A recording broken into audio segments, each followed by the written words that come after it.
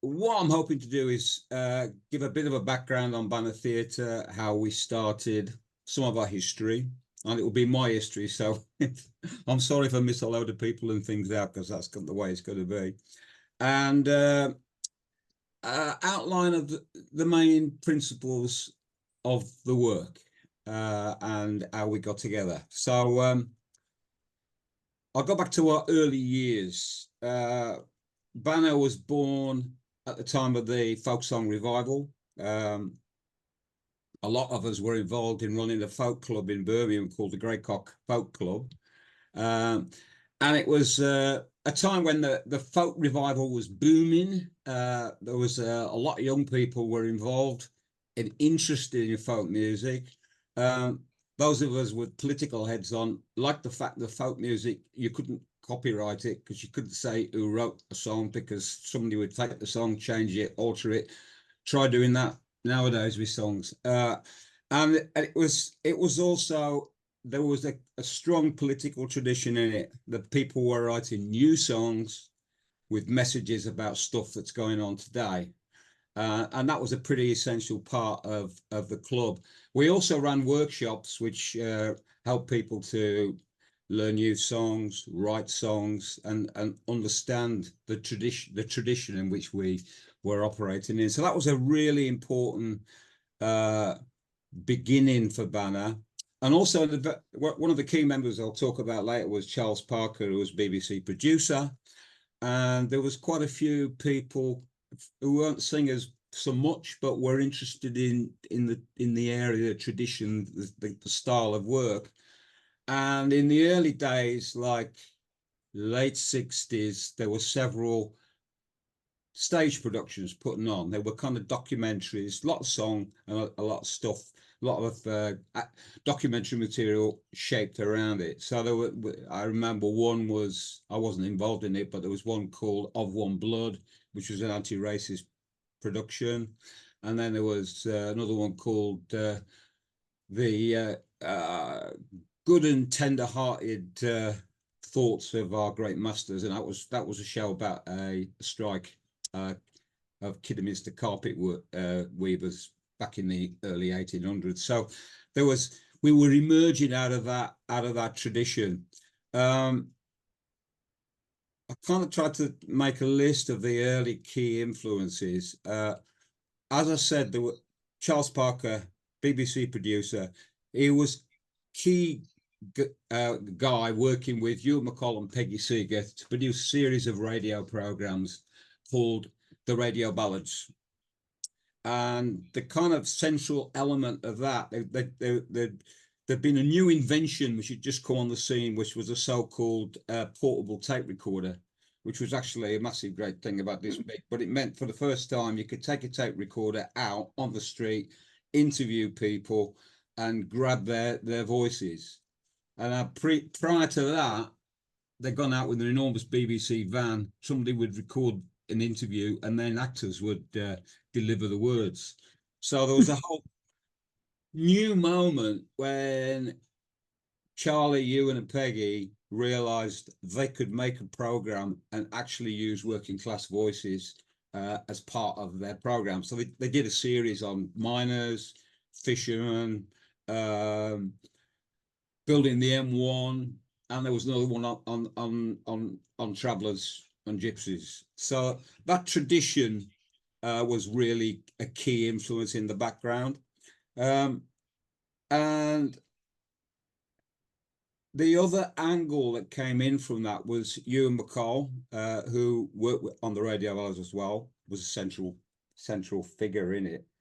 And Ewan had he came from working class Salford near Manchester, and he had been involved in political theatre in the 1930s. And at that point in time, there was political theatre groups all over the country as part of the working class theatre movement of the time. And he was involved in Theatre of Action and Red Megaphone, doing street theatre on, in support of different struggles. And he worked with Joan Littlewood, who later went on to formed the Theatre of the East End in Stratford in London. So yeah, so I think it'd be useful to start off by, I mean, there's one thing to say about that. One of the central arguments about Banner's work is we focus on working class language and experience, but also we go to where workers are. And that comes out of the McCall tradition as well, because Ewan and Joan Littlewood split up when Joan went to set up theatre in the East End of London, and Ewan argued you go where the workers are, and that's a central point of what you do. And it's a central part of Banner. So we play on picket lines, we play in working people's clubs, and that's a central discussion. So I mean, in our 50th anniversary venue discussion, we had a lot of debate, didn't we, Sash, about whether we want to perform in Midland Arts Centre, which is quite a bourgeois venue. And you know, in the end we said no, we'll go where we first started playing, which is Birmingham Midland Institute, which is quite a rough and ready kind of building. But anyway, it felt more appropriate for Banner. So I'd like to play one of the radio ballads, a little bit. I hope the quality is all right on this. It's a program that McCall, Seeger and Parker did with the mining communities, and based very much on interviews with miners in South Wales, South Yorkshire and Scotland. And I think it's one of the most powerful radio ballads, really. So I'm hoping we can play a little bit out of one of the radio ballads that's up online at the moment, and it's basically it's called The Big Hewer, which was the hewing of the coal. It was a kind of mythical figure that was floating around in the mining industry. So if you could play that, Rebecca, that would be brilliant.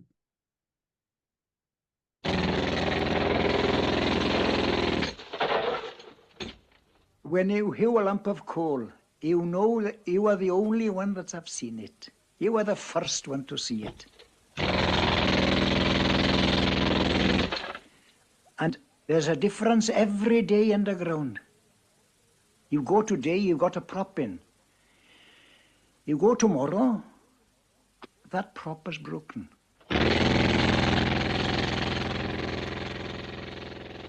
A legend told by the men of the coalfields of South Wales, the Midlands, Northumberland and Durham, and set into song by Ewan McCall. The Big Hewer. As a boy, 4, 5, 6-year-old, I remember my father talking about this legendary figure, Temple the Big Hewer. Whether he was real or purely legendary, I never knew, even to this day.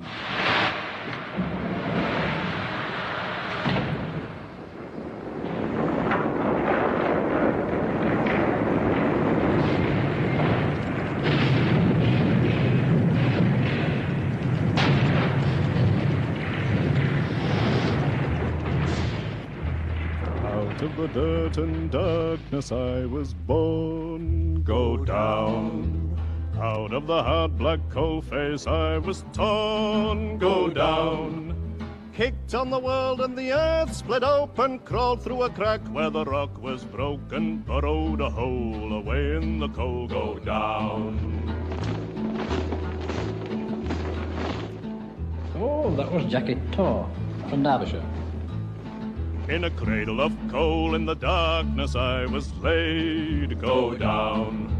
Down in the dirt and darkness I was raised, go down. Cut me teeth on a 5-foot timber, held up the roof with me little finger, started me time away in the mine, go down. Oh, yes, we can find umpteen stories about Isaac Lewis in the anthracite. On the day that I was born, I was 6 foot tall, go down.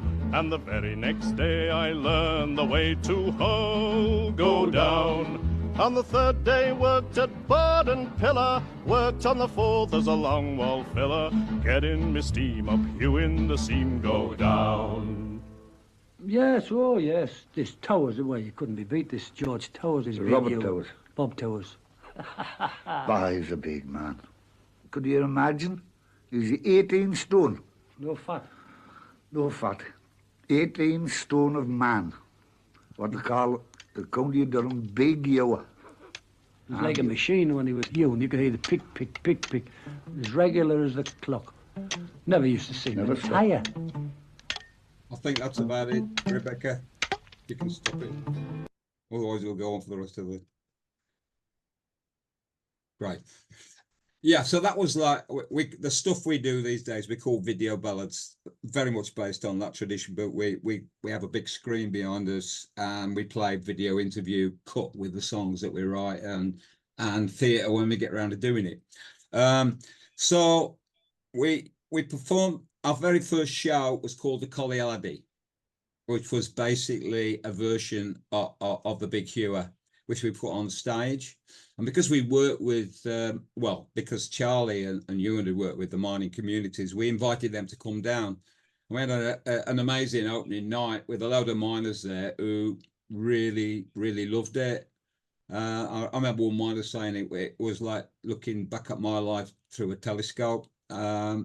It was that kicked us off, and we ended up performing that show around the mining communities of South Wales and South Yorkshire, and that kind of established for us a very strong relationship with the mining communities, which continues to this day, really, with ex-mining communities, I should say.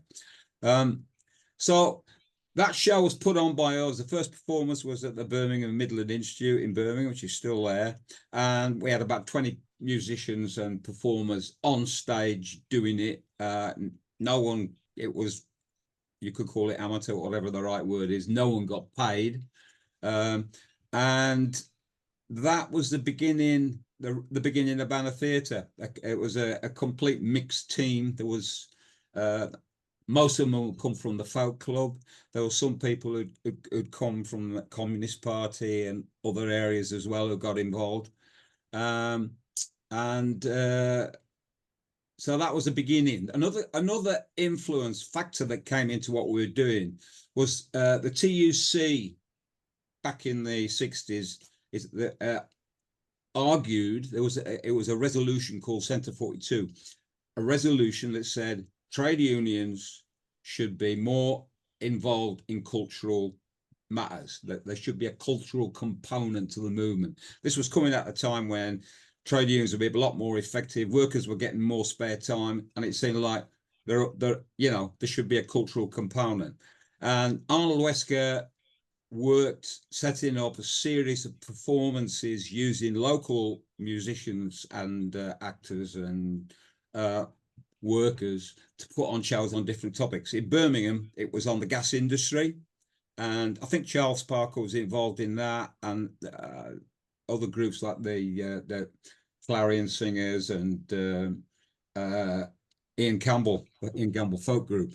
And we inherited, after that project was over, we inherited some of their equipment and some of their performers. We got our lights. I think we've still got some of those lights knocking around in the shed.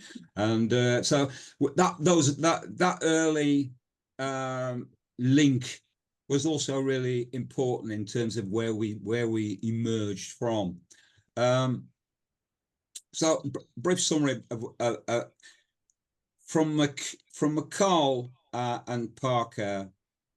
From McCall in particular, we learned that working class theatre, out of the workers' theatre movement of the 30s, you go to where the workers are. It's you play on the streets, you play on the picket lines, you play on the demos, you play in clubs.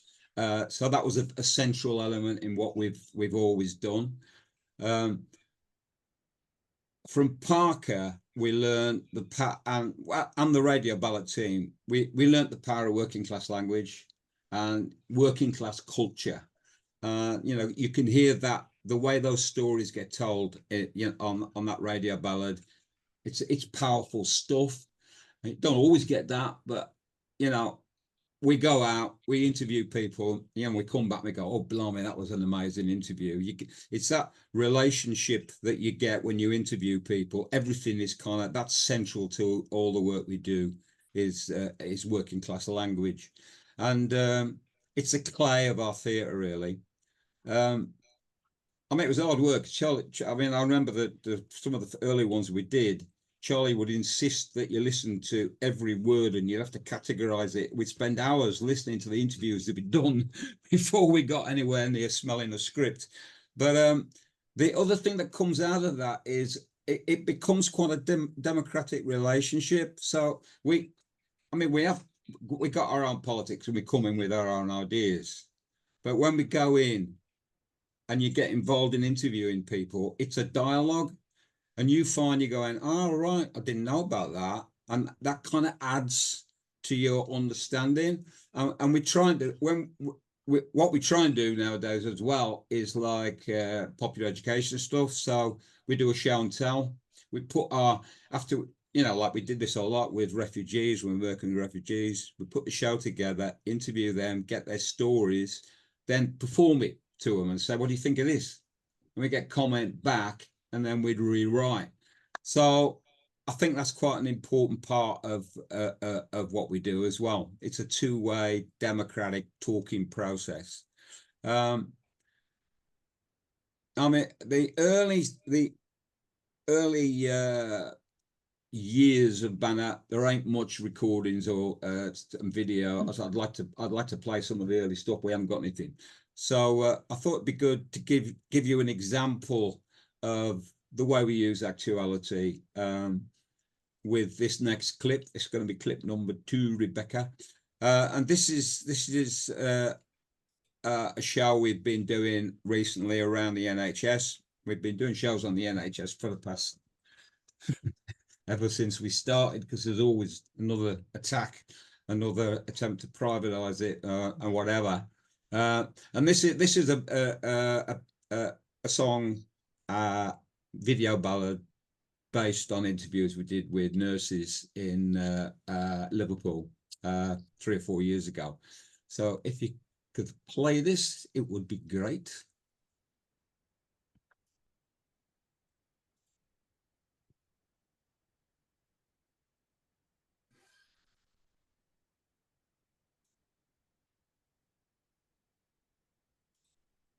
Nurses United UK was formed last year. Now's the time. All nurses and NHS staff need to come together. We need to be appreciated and valued. We know we work hard, we do the best for our patients, and that needs to be reflected in our pay. We got together and started to campaign for a real pay rise of 15%. It's been a long time coming, and people are behind this campaign. So it's really important that everyone, is talking about it to colleagues, to friends, to family. Let's get everyone talking about it. Years ago, it was the attitude was, well, we can't strike because we're nurses. But that's gone. Completely gone, because it's a new generation of nurses now. Stand together, stand and fighting, no, is enough. Time for us to go on striking, no, is enough. No more of your shameless lies, you just want to privatize.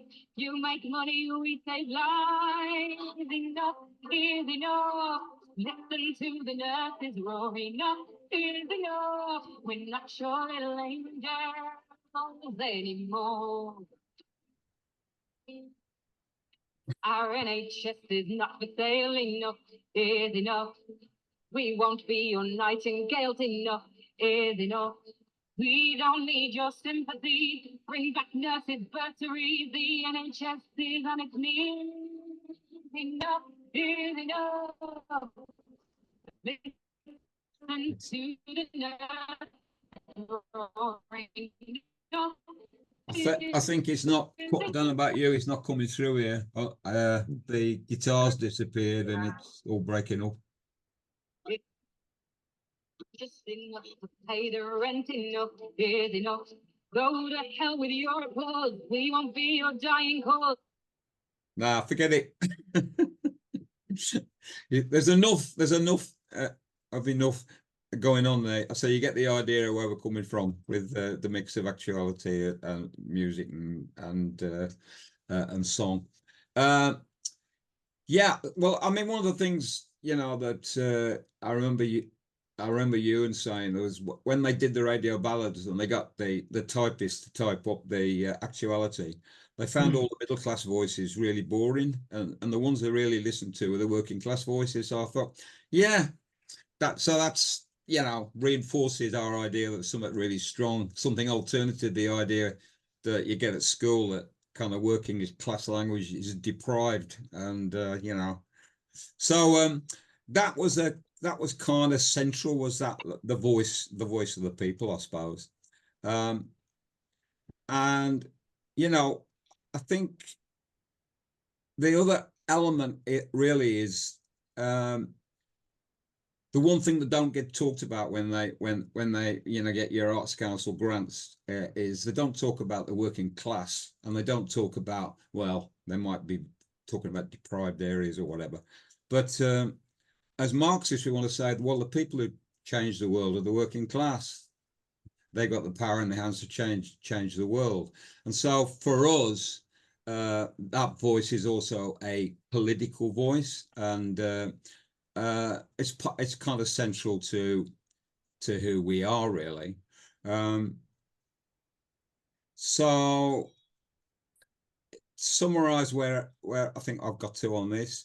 In the 70s, we did a lot of street theatre work. We did a show about the Shrewsbury pickets. We actually got to perform on building sites, which is that was actually a workplace. Wow. It's just something pretty hard to do these days.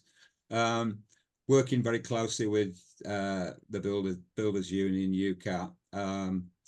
And I remember Ken Barlow was the regional secretary at the time, said, this is my kind of theatre, working class theatre.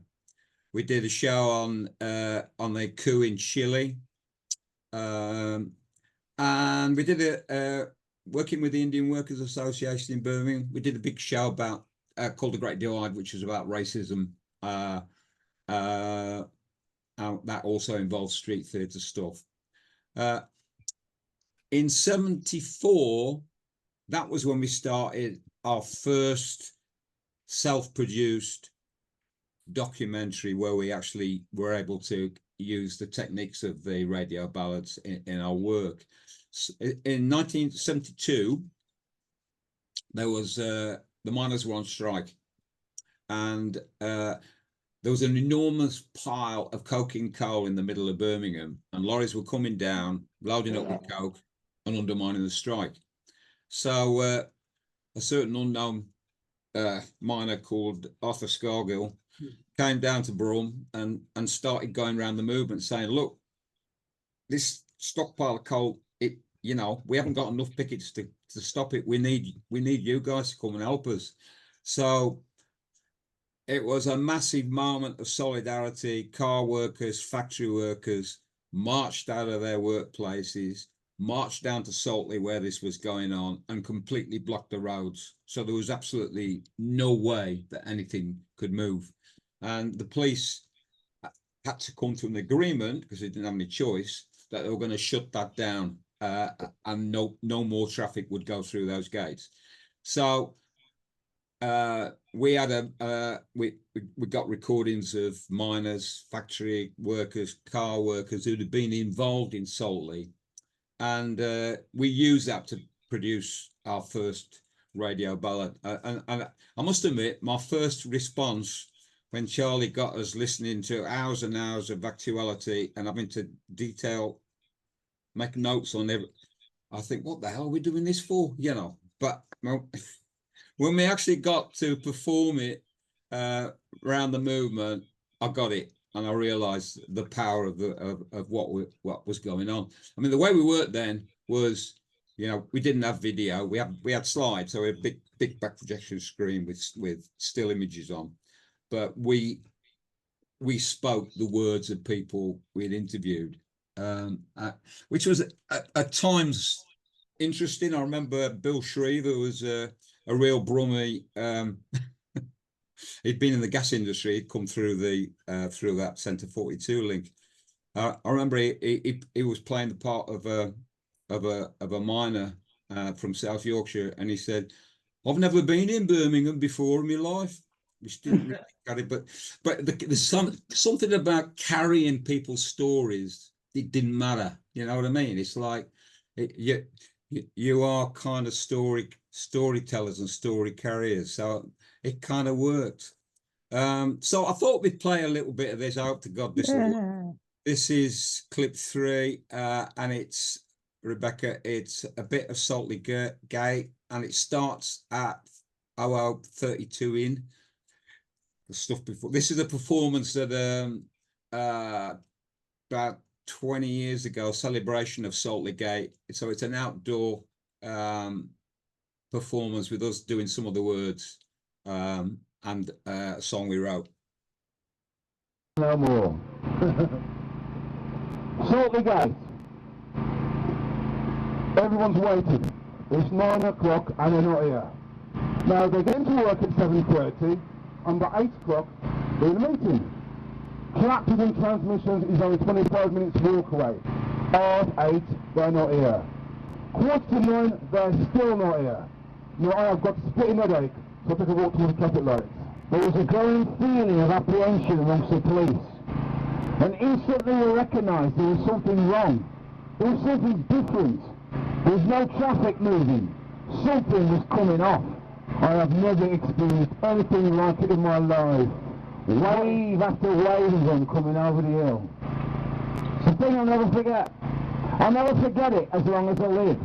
There were grown men down there with tears in their eyes crying. It was as if we'd all come to our senses. It made you go cold when you walked down to Saltley and saw that vast crowd that was gathered there, knowing nothing was moving, not buses, not nothing. It was just a solid mass of working people. The miners made us feel proud that day because they united the whole trade union movement of Birmingham. I got to the corner and I looked up the Washwood Heath Road. There they come, 8, 9 abreast, half and half at the front, you know, barrel-chested. They got this big banner. The miners' struggle is our struggle. That's why they've been so long. They've all been making this banner. I thought, our struggle. I'm an engineer. I'm going in with this lot. The row of the workers came. Close the gate, close the gate. Competition's just the same. Close the gate. The women promise you, the Morris workers too. The south again they drew, close the gates, close the gates. The south again they drew, close the gates. Down Bromford Lane we came, close the gates, close the gates. We marched along His Lane, close the gates. Down the Diamond Road, its heads are restrained. Our banners fill the road, close the gates, close the gates. Our banners fill the road, close the gates. I think that'll do. It's a bit rough. It wasn't a great recording in the first place, but yeah, that sounds. Anyway, you get the idea. That was I think 20th anniversary of the strike of the Saltley Gate strike. So we did a performance in Saltley, and Scargill came and spoke, and various other people. So I'll give you an idea about the kind of stuff we do. Politically, in the 70s, the trade union movement was very strong. There were 13 million members of trade unions. I think it's about 5 or 6 now. There was a very powerful grassroots shop stewards movement, and the miners who we developed very strong relationship with had 2 massive victories in 72 and in 74. And were instrumental in bringing down the Heath government in 74. It was also a radical time in terms of political. There were a lot of political theatre groups around, community theatre groups, radical stuff going on. There was association of community theatres that were campaigning to get equity membership and funding from the Arts Council. So those early days, groups were beginning to get funding from the Arts Council. I mean, it's interesting how all that worked out, because I look back on it and I found also that process of funding, getting more funding from the Arts Council, and then the tick box stuff that came in, gradually took the politics out of that whole movement in a load of different ways.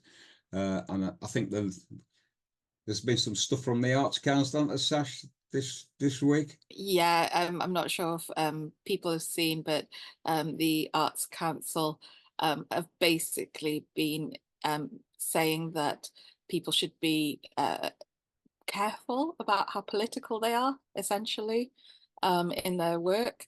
So that's caused quite a backlash from a lot of artists, producers, and I've seen that Equity has also made a statement. So the Arts Council is backtracking at the moment, saying, we need to be careful about our language, so we're going to update our statement. But it doesn't sound great for political arts work. Yeah, we're a little bit, we haven't had much Arts Council funding, but we're applying for Arts Council to allow us to organise our 50th anniversary stuff. So we're a bit nervous about that. There you go. So I think it was 79 we got our first funding from the Arts Council, and we continued at that point in time to have the wider group doing stuff that where people didn't get paid, and we did a show called On the Brink with car workers, and involved some car workers actually in the performance, and we toured that around the movement. And so that was the non-professional side. They also did a women's show which toured quite widely, and there was a long-standing project with young kids in Handsworth, predominantly black and Asian. So we did an ongoing series of work with the wider group, and we had the full-time group started about 79. For us, politically, we did shows in 72 about the miners' strike, and after the 74 victory, there was a report, the Ridley report, which was produced by the Tories, and they basically said, the basic argument was, we can't put up with much more of this militancy from the shop floor. We need to take on the most powerful union that there was in the country, which was the miners. And that was the prelude to the 1984 miners' strike. Really an important moment for us, because that became like central to one of the projects that we supported pretty much full time. So our Arts Council funding pretty much died out in the early 80s. And I think I have a vague memory of the Minister for the Arts and Culture saying he was going to get rid of every theatre company that had Red in their name, and read out Red Banner, which we were never called Red Banner. But so relying through the 80s was bloody hard work, because there was not a lot of money, and it was passing the hat round a lot of the time just to get the kind of money we needed to survive.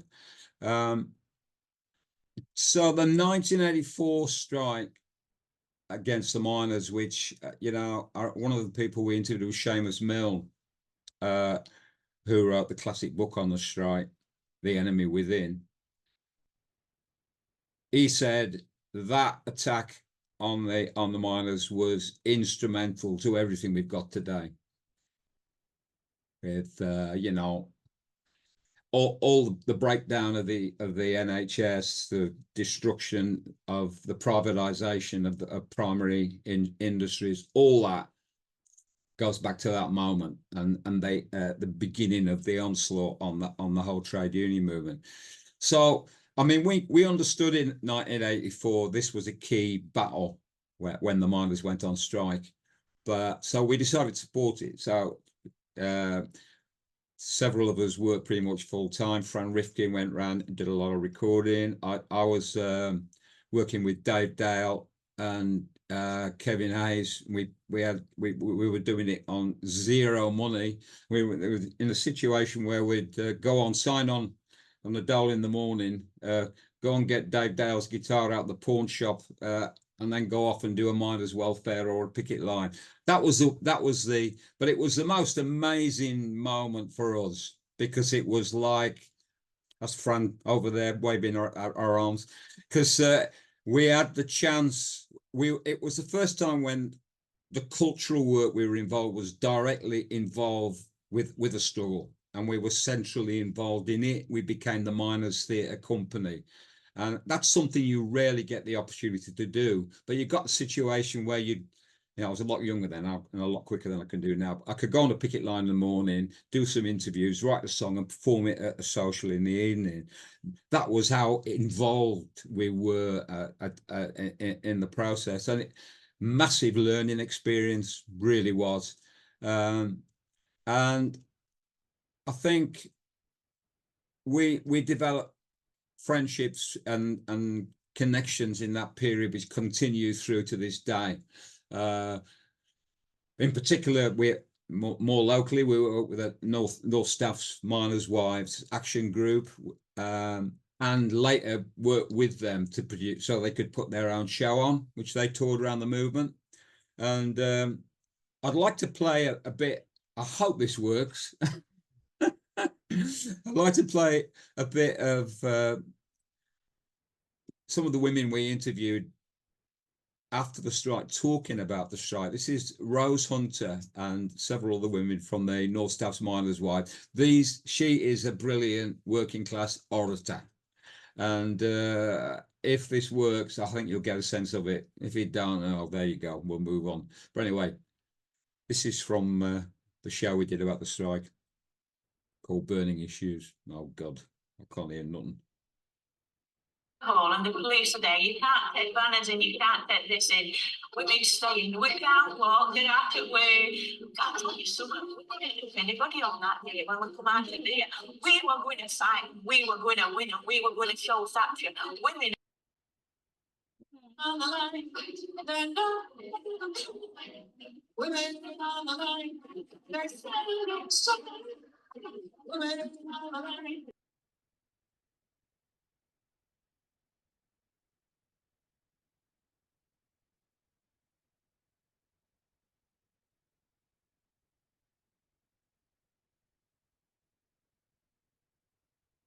Sounds gone. To go to speak at universities, the first few times I felt like I was entering on holy ground. Do you know what I mean? It was university, wouldn't me? And then I realised, I don't think that these students don't even know. Women, it's not for making money. Women on the right.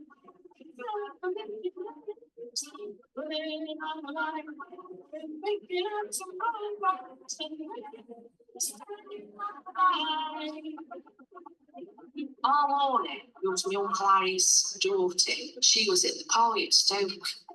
And she come over, I think it was just before Christmas. She says, does it do one for like Miners' Wives at Stoke? Do you want to come through? God, no. That's when it is. She's Saturday morning. I'm going to go. I'm going to go. Okay, it's pretty crap.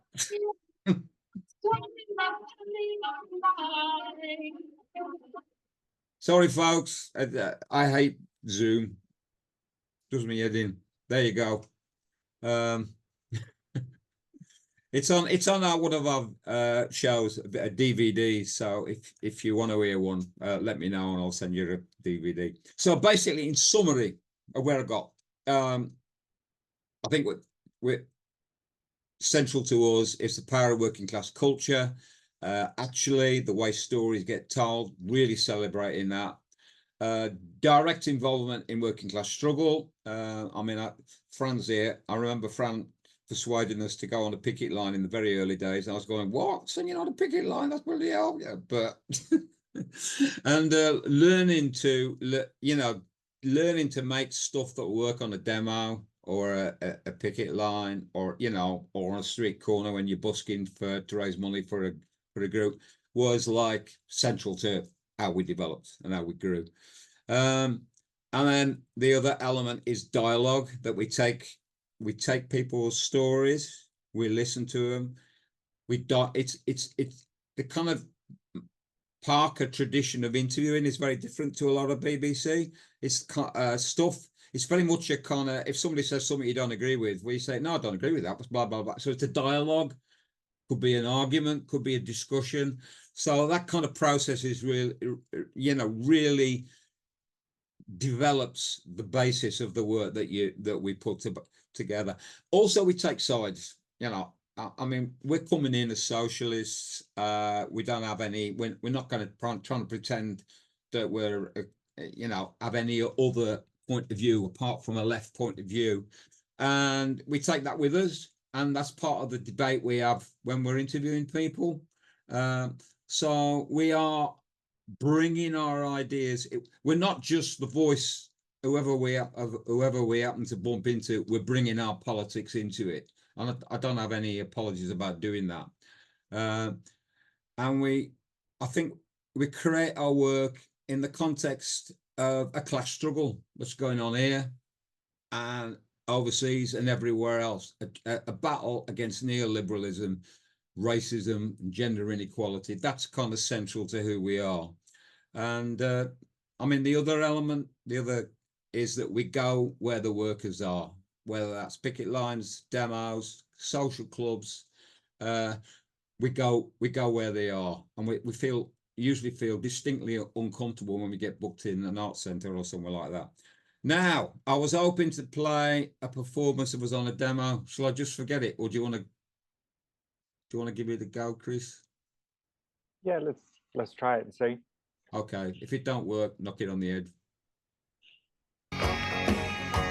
This song is dedicated to the 20 tax dodgers in the cabinet who are all multi-millionaires and know exactly what it's like to live on low pay.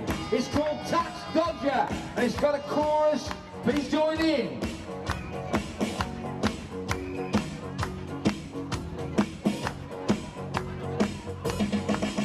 George Osborne. Real name Gideon. Real name Gideon. He's so good. It's very good. A tax fiddling. Very good. His dad got rich. Very rich. And made the killing. Whoa. Give Georgie boy a tax free $4 million. $4 million. No tax avoidance. He's in a crime. And Fiddler George is doing fine. He's a dodger. A tax dodger. And he's a dodger and he's doing fine.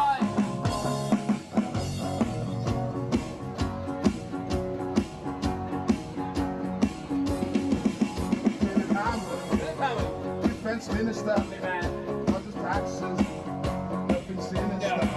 He hides his dosh, all of it, with his wife. How nice. They only want to make a better life. 7 mil is all they've got. 7 million. But we're all in this together, are we not? He's a dodger, a tax dodger, and he's a dodger and he's doing fine. Andy Mitchell moved his cash out to the Cayman Isles, where he could splash out. He's conscientious and benevolent. He was the boss of international development, caring for the global poor and dodging taxes on a foreign shore. He's a dodger, see ya, a tax dodger. He's a dodger and he's doing fine.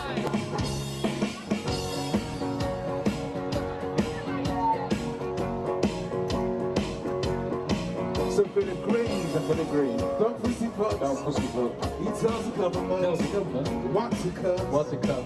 His travel plans are pretty wacko. Very wacko. Because they don't pay any taxes in Monaco. Monaco! All of us are being bled. Insanely short around the bed. He's a dodger, a tax dodger. He's a dodger and he's doing fine. It isn't just, it isn't fair. A country run for billionaires.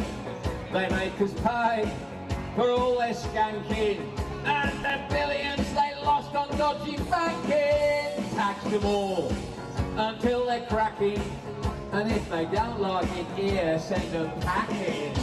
Cause the Dodgers, tax dodgers, cause the Dodgers and they're doing fine. Hands off our pay, hands off our pay, our fathers, our pension and our working day.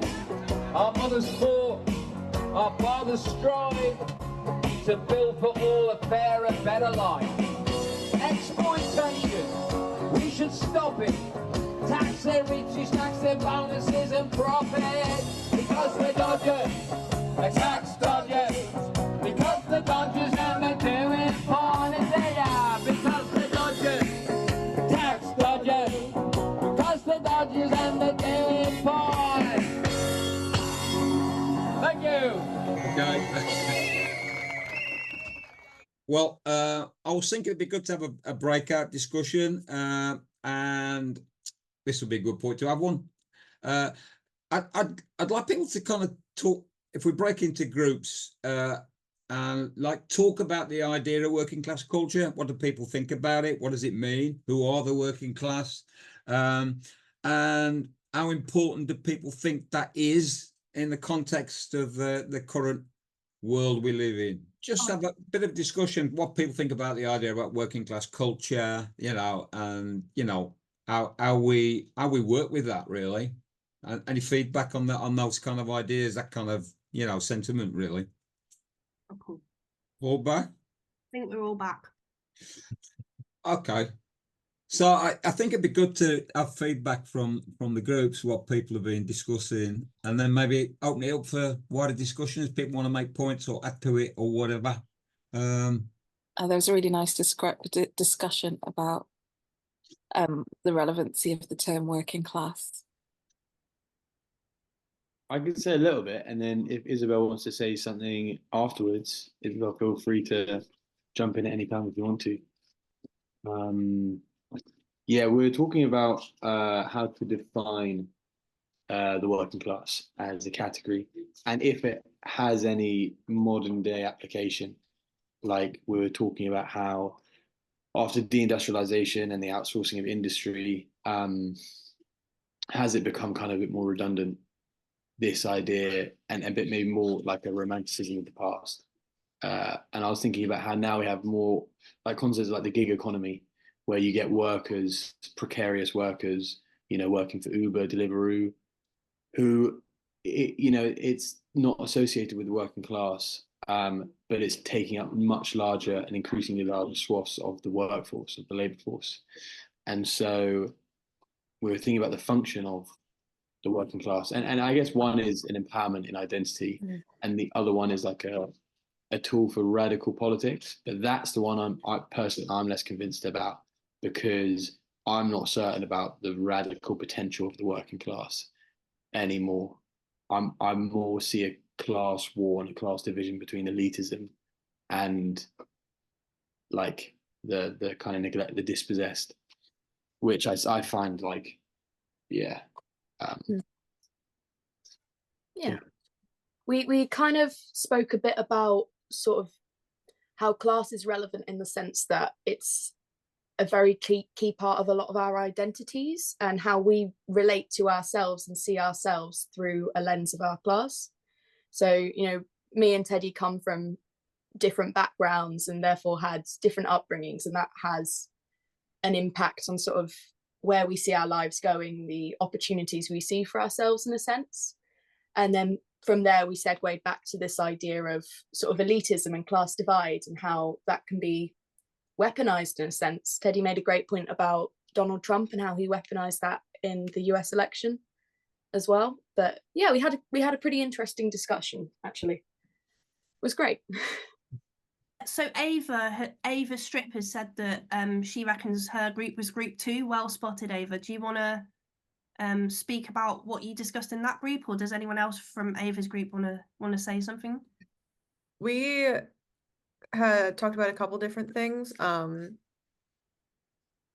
Part of that perspective being I'm from the States. I'm in Limerick right now and I study abroad at so kind of one question that I was thinking is like, okay, what's first of all a similar question of what is working class culture? What does that mean in a way that isn't like stereotypical and rude?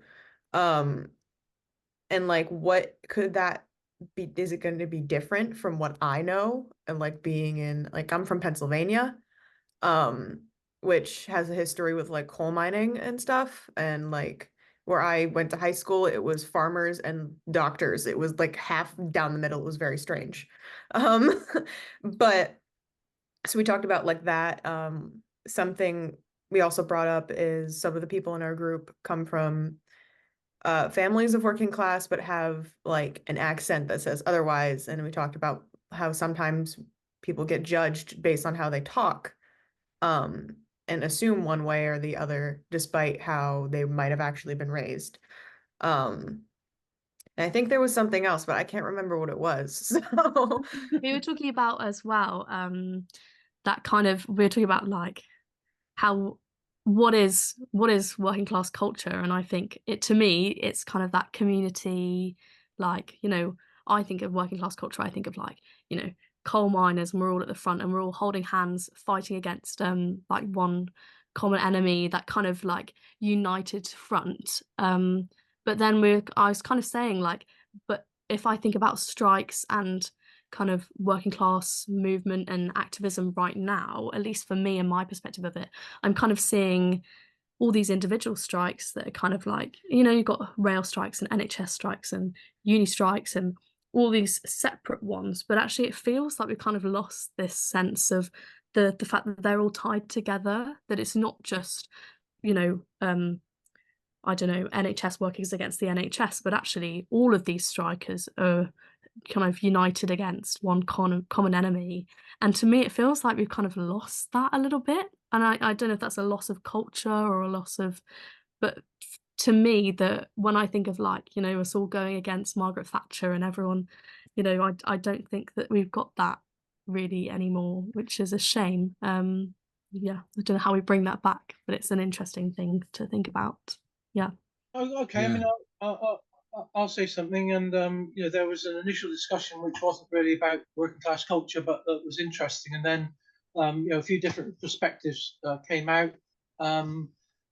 Andy was talking about how there is a huge percentage of people now who may have been traditionally working class like 40 years ago, but now they're largely unwaged for all sorts of different reasons, you know, early retirement or disability or whatever.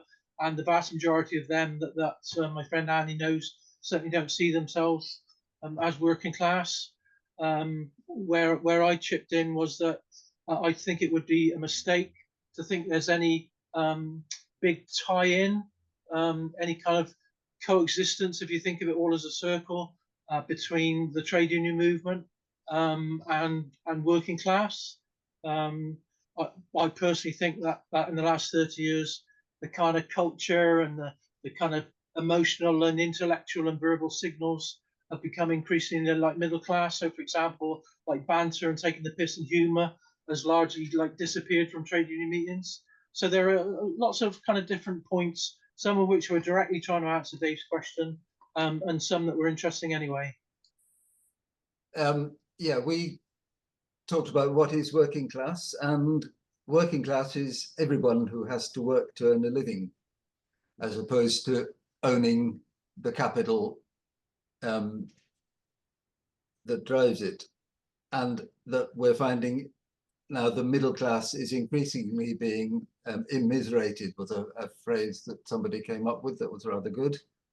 Yeah, and the government is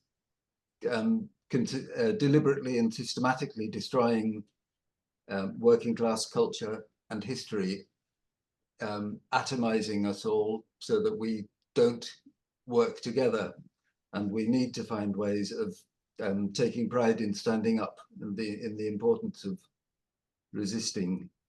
We can each cover different parts of the spectrum of resistance and reach different people in different ways, like theatre and music and what have you.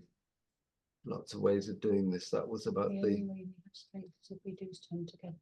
yeah, we only get strength if we stand together and find ways of doing that in spite of all the anti-trade union and such like legislation. We've got a couple of hands up, so Stan and Malcolm have their hands up. Do you want to take those points? Yeah, that sounds good. Can I go first? Simple view. I mean, if you're all members of trade unions, I mean, you should be out there hopefully supporting the other trade unions at their picket line, the demonstrations. You know, stopping members of the public, getting them involved, talking with them. I batter away at my branch, my Unison branch, all the time, you know, trying to drag the members, branch officers, dragging and screaming. Difficulty as you further up the chain of command in a union. Quite right, someone mentioned about middle class people. I mean, people are making careers out of being in a union now, you know, paid officials. Lost touch.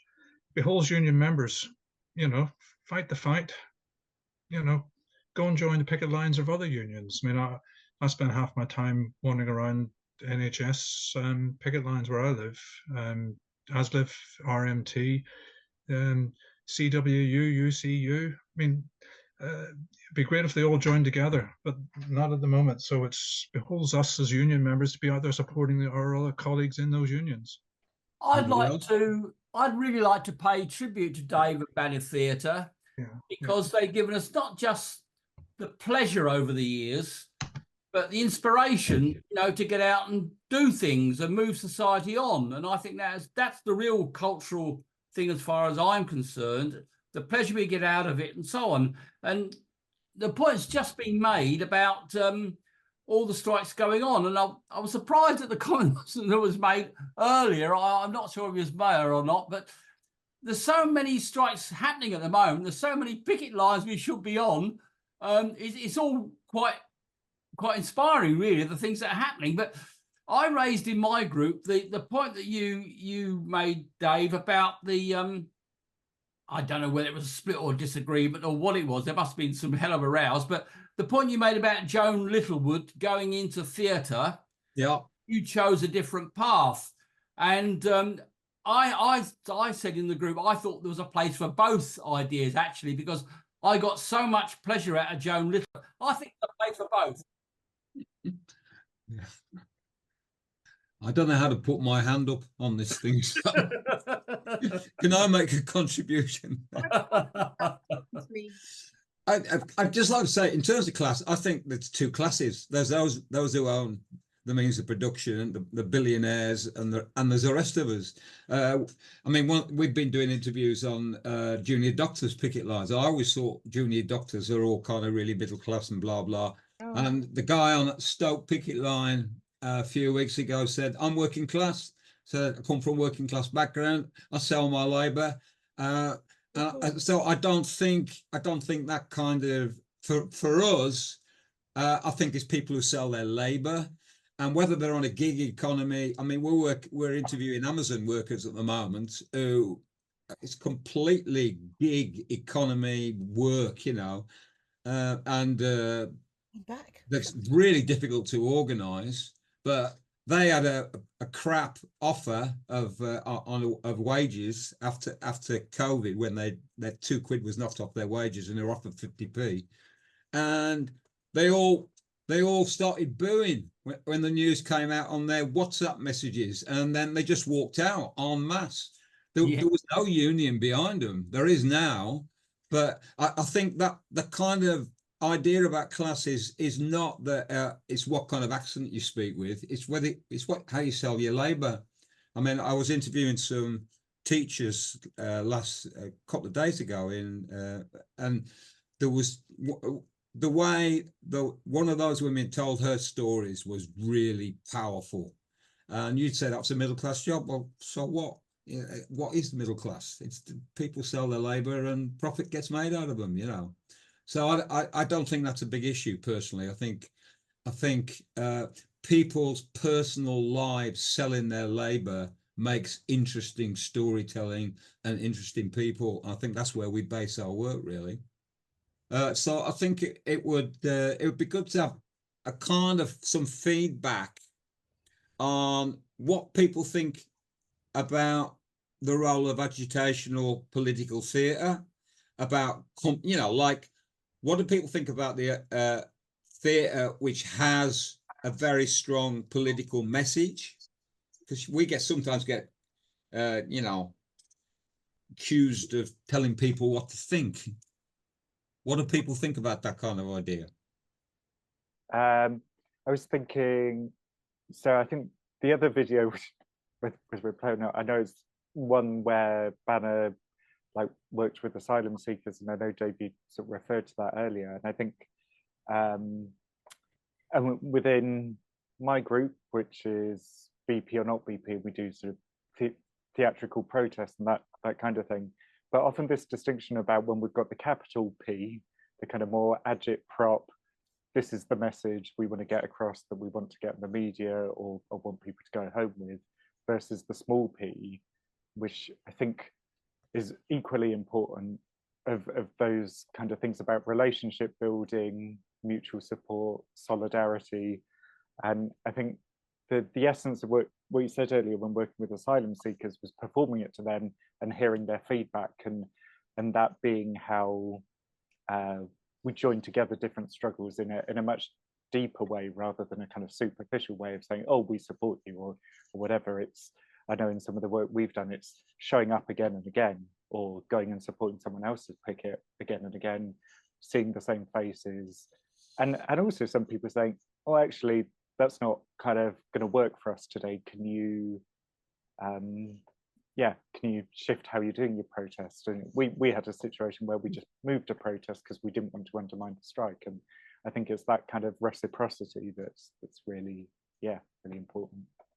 Yeah, I'm Stuart, by the way. We love the work that Banner Theatre are doing, and just to say that there are still other groups across the country. You know, in Wakefield, we've got Red Shed Players who are doing similar work. You know, taking inspirational shows out to pubs and clubs. Joe Solo doing great work around the country with his guitar. You know, it's really, this is a really, really important and inspiring piece of work. All of those groups that you, as well as you, that are doing this work and keeping this tradition going, is fantastic. Thank you for doing this. What I wanted to say was, I think that the inspiration that I got from working with Banner, and the notion that you take the theatre to people, was extended for me by working with Augusto Boal, because I then did enormous amounts of work in trade unions at the Serpentine Gallery with group after group for about 14 years. I worked with group after group of migrants and refugees funded by the Serpentine Gallery, which is amazing. Amal Khalaf, her name is. And I was paid to do all that. And what I found was, which I think Dave knows well, is that handing the theatre to people is a form of liberation. Because they, as you say, the exchange is absolutely crucial. And I found that when you get people to go onto the stage and make pictures and then scenarios about what they want to change, it's dynamic, absolutely dynamic. I mean, one of the most dynamic ones was when I worked with a group of Bengali women who were being bullied by their sisters-in-law. And this was live, and they didn't want to do theatre because they didn't know what it was. Eventually, I said, what do you want to change? And they said, sisters-in-law. And so we made an outrageously powerful scenario about how to get your sister-in-law to stop interfering in your marriage. Now, it was a learning process for me of a crucial kind, and a learning process for them. And I think that Dave probably recognises that this exchange is startlingly powerful, and it still is. How we manage to get more of it, maybe we should be more together about it again, because we used to have websites and things with political theatre communications on them, and I think because, you know, the TACT, ITC and all the rest of it, maybe we should think about it again so that we can link up with each other. But I do think that what we do is sort of revolutionary, probably not actually overthrowing everything, but undermining the bad and bringing in the good. My name's Alan from Taunton, and I put my name for the meeting because I think the right wing dominates the narrative that we get from the press and the media. And theatre, especially street theatre. It's echoing, is it? I can hear you. You can hear me? Yeah. No, I mean, street theatre is a very powerful way of getting, well, I'm a green left, as it so happens, but getting a green left message across. And I was hoping every major town, like Taunton, could somehow or another put together a street theatre group, possibly linked in to the local theatre. I mean, we have the Brewhouse Theatre in Taunton. I mean, there's a theatre in Bridgewater. I mean, most major towns have got a theatre. I think that there is such great injustice, and the media do not in many cases share or deliberately don't tell us the truth about what's going on. And I thank you, Banner Theatre, for the way in which you show the truth whilst boosting people's morale and confidence in an empowering way, the importance of solidarity and the strength that working people can gain when we stand up together and with resolve against those who try to disempower the everyday family, people, whatever. And I thank you for your help in lifting people's morale, for helping make it, and in an enjoyable way, to gain that feeling of solidarity and hope that we can resist.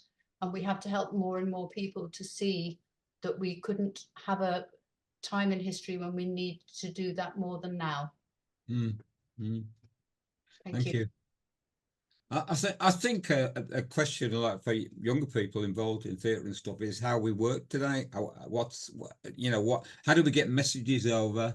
How do we support the struggles that are going on? So it's I mean, here in Birmingham at the moment, there's to support the Palestinian struggle. A load of people are getting together.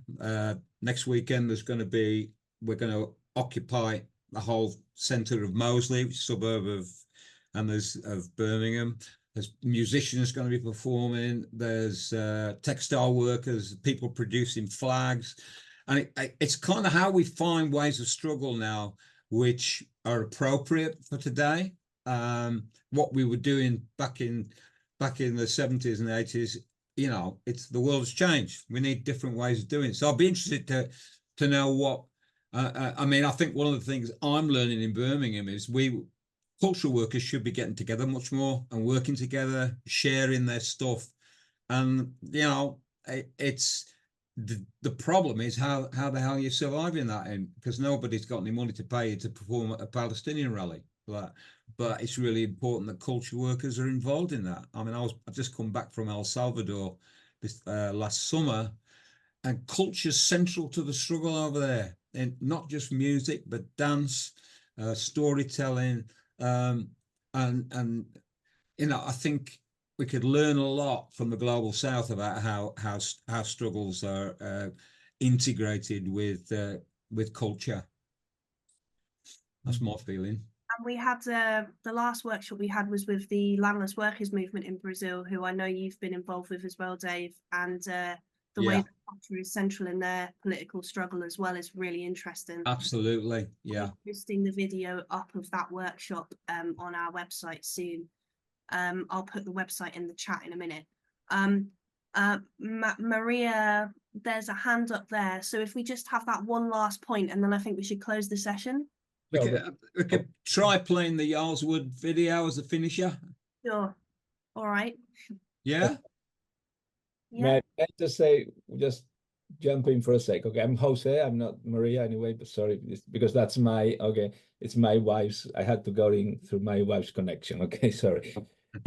I think it's, I agree with all you, but I think it's really crucial that we, okay, that we go back to agitprop, because I think it's been co-opted actually by the right wing and the fascists nowadays in these times of polarization. And I think now it's more necessary than ever that we counter them through the agitprop, the one that, I mean, can actually, you've been telling it, okay, like creating a framework for affective, positive emotions, as opposed to the fascist ones that and the media ones that are always on the news. And I think it's going back probably to the origins of agitprop, when, you know, it was actually used with illiterate people, okay, when they didn't know how to read or write, and the news, well, that was the living newspaper, but okay, and the news were actually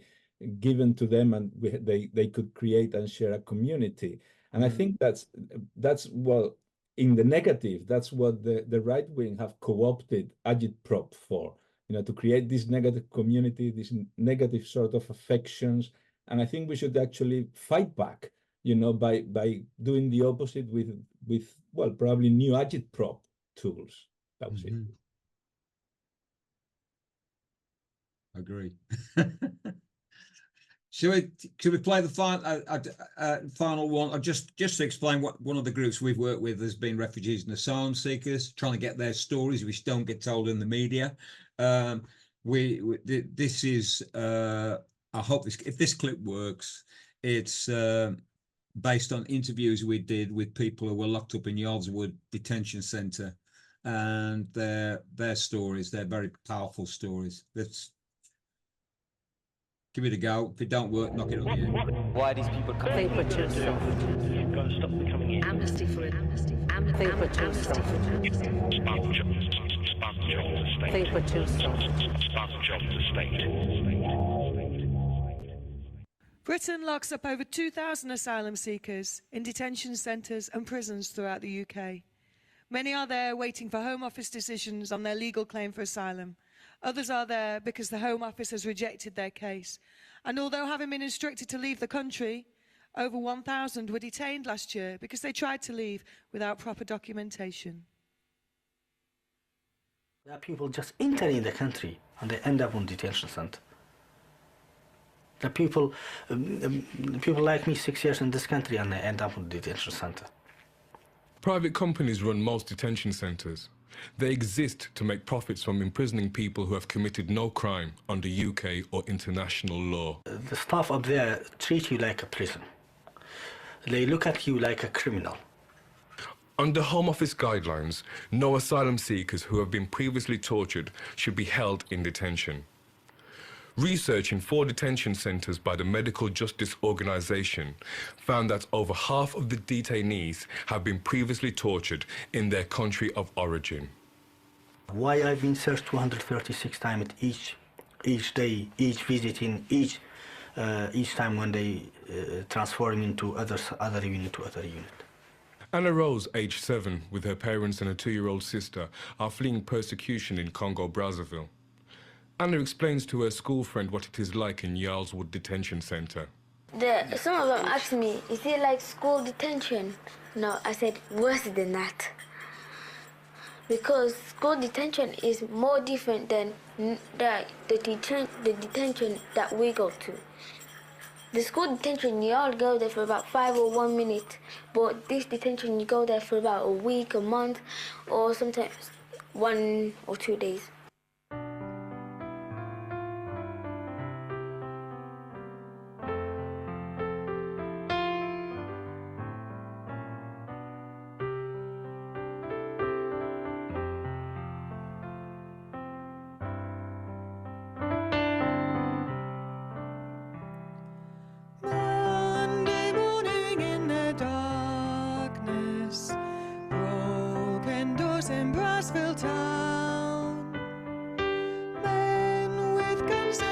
And truncheons drag my father from our home.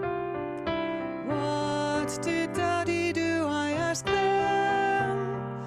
Mother, Mother, tell me why. Where is Daddy going this morning? Mommy, Mommy, please don't cry. Asylum is not a crime. We are not terrorists. We just looking for a peace. That's all. We've left our country to here. It's very far. It's just for a peace. Tuesday morning here in England, banging on our front room door. 15 policemen push the door down, drag my father to the floor.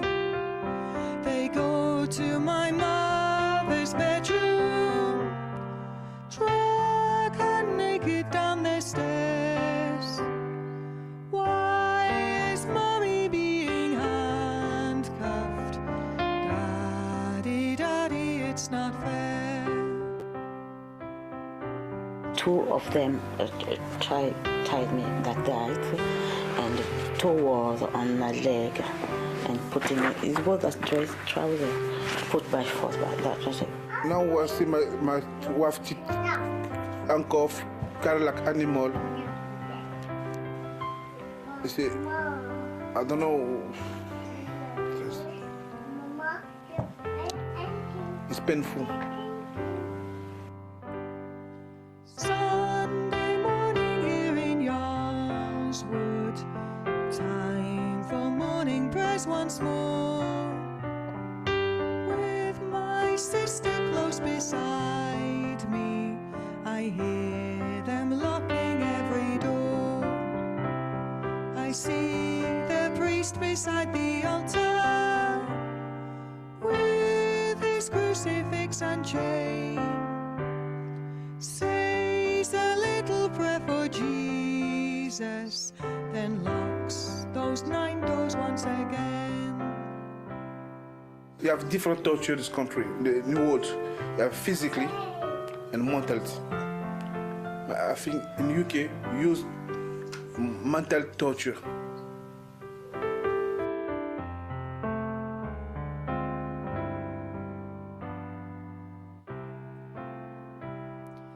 Monday morning dreams surround me. I am with my friends from school. No more prison guards are watching. No more doors and prison rules. That's why I think it's a prison there. Because there's lots of prison gates around there. Especially when you go to like the... Sometimes I feel like running away, jumping out and running away. But I can't. Prison cells are all behind me. I am running through the night, jumping through that open window. I fly to freedom and daylight. Okay. Well, that was a bit better. Just the technology is definitely fighting against us. Sash, do you want to say a bit about what the future plans? Just sharing our social media with you. It'd be great if you're following, if you've got an account on any of those platforms, to give us a follow. As you've heard, Banner Theatre is 50 years old, or 50 years young, whichever you prefer. We're still going, and we're celebrating this milestone over the next year and a half with a number of projects which we're calling the Art of Resistance. And it features a new song and photography book with notation, the stories behind the songs, photos from real news, and an in-depth look at Banner's actuality method of collaboration. This is going to be released in collaboration with the GFTU. We're also partnering again with the GFTU, which is the General Federation of Trade Unions, to hopefully start a new network of people on the left who use arts and culture to organise and as a solidarity tool. And this, you know, artists, producers, charity workers, community workers, volunteers, you're all welcome to come and join the network. So look out for news on that, and it's open to anyone interested in using culture as an organising strategy as well.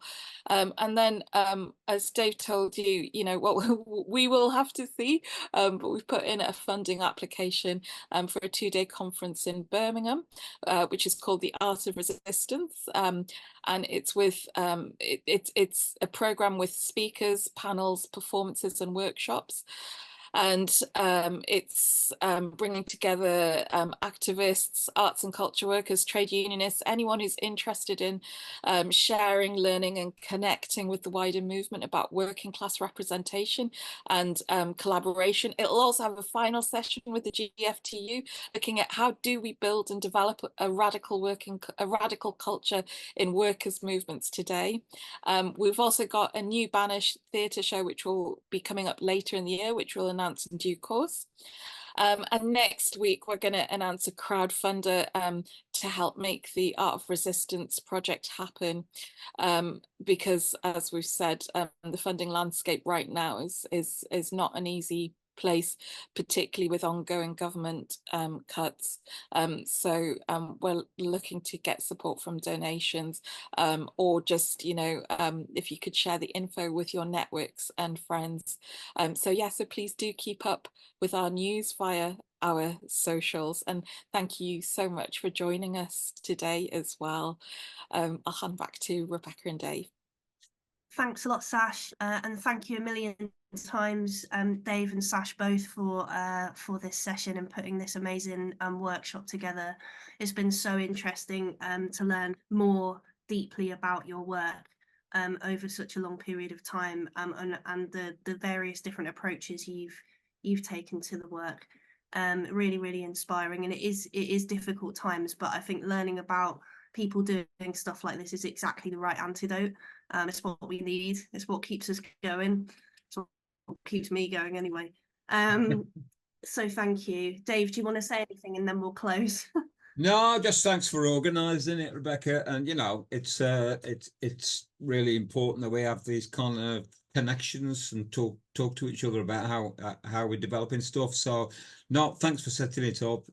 It's a shame Zoom is so challenging. It wouldn't even let me on the previous workshop. So but no, I think it's been it's a really interesting session, and it's good to get people's comments and feedback. Yeah. Very much so, yeah. Thanks everyone for joining us, and keep in touch with Banner, follow them on social media, keep in touch with Performing Resistance Project if you want to. We've got one more workshop coming up with the Stop Shopping Choir in the States, which Chris is organising. So, and there's lots of videos of the past workshops that are going to become available on the website as well. Real News' website is already up there. So thank you very much, and take care, everybody.